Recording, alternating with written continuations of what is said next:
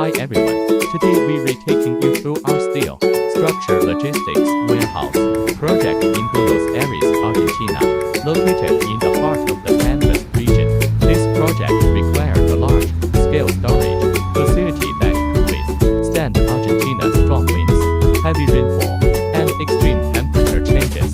Our team customized a3,700米、21平方米 large-span steel warehouse, engineered to handle wind speeds up to 1,000米h, annual precipitation of 1,200毫米, and meet magnitude class seismic standards.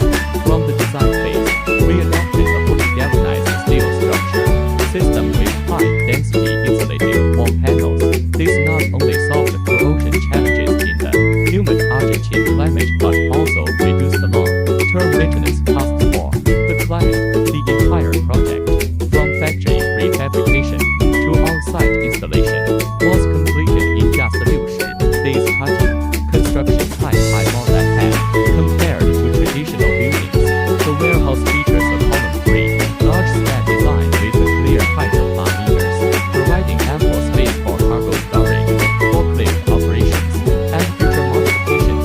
We also included customized loading canopies, ventilation systems, and drainage solutions tailored to Argentina's logistics operations.